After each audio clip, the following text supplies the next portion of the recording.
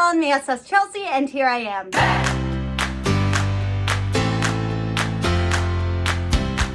Hodiaŭ mi parolos pri kiel mi kreas montrokartojn por mia lernado. Mi komprenas ke multaj homoj ne uzas montrokartojn. Sed laŭ mi montrokartoj estas gravaj iloj por lernado kaj mi provas uzi ilin ĉiutage. Mi ekuzis montrokartojn por Esperanto en agosto de 2020 kaj mi uzis ilin ĉiutage dum 3 monatoj. Tio vere helpis min kaj mia vortprovizo rapide kreskis. Nun mi ne uzas montrokartojn por Esperanto kaj verdire nek por la jida, sed mi ofte studas miajn hispanajn montrokartojn. Kaj nun mi parolos pri kiel. Kelkfoje mi uzas aliajn apojn kiel Babadoom aŭ Memrise, sed plejparte mi uzas Anki, ĉar oni povas krei siajn proprajn montrokartojn. Do, mi kreis 10 esperantajn montrokartajn grupojn. Verboj, adverboj, adjektivoj, substantivoj, vortoj de miaj lecionoj,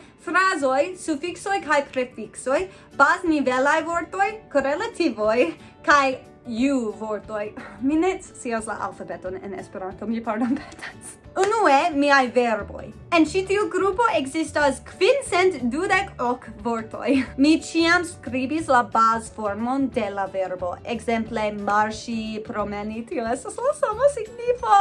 Dormi, manĝi kaj tio plu. Komence mi metis bildon kun la traduko, sed tio ne vere helpis min kaj nur estis kroma laboro. Existas 94 vortoj en la adverba grupo, 314 adjektivoj, 1160 substantivoj, 204 vortoj de miaj lecionoj, nur 22 frazoj, nur 28 sufiksoj kaj prefiksoj, nur 30 baznivelaj vortoj, 43 korelativoj kaj nur 20 vortoj. Do jen kion mi faris. Kiam mi parolis kun instruistoj kaj mi lernis novajn vortojn, mi metis ilin en la vortoj de miaj lecionoj. Kiam mi aŭdis mallongajn frazojn, kiujn homoj ofte uzis, mi metis ilin en la frazoj. La baznivelajn vortojn mi trovis en listo de UEA facila. Mi metos tion liston en la teksto sub ĉi tiu filmeto, se vi volas vidi ĝin. Kaj mi ofte legis kaj legas, kaj kiam mi ne komprenis vortojn, mi skribis ilin, kaj poste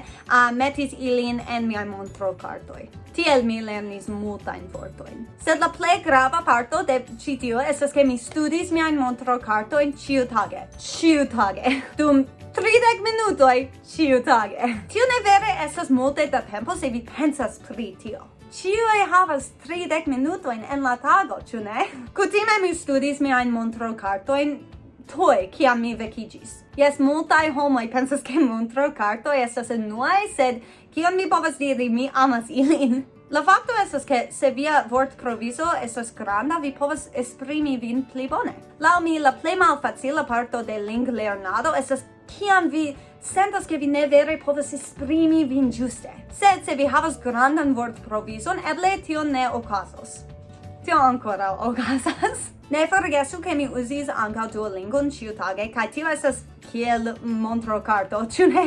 Homoj ofte demandas, kiom da vortoj vi bezonas por paroli Esperanton flue. Kaj verdire mi demandis tion, sed mi ankoraŭ ne scias ĉu ekzistas bona respondo aŭ ne. Mi pensas ke la UEA facila listo estas bona komenco, sed mi ankoraŭ ne havas sufiĉe da vortoj. Kaj mi ne scias ĉu mi iam havos sufiĉe da vortoj.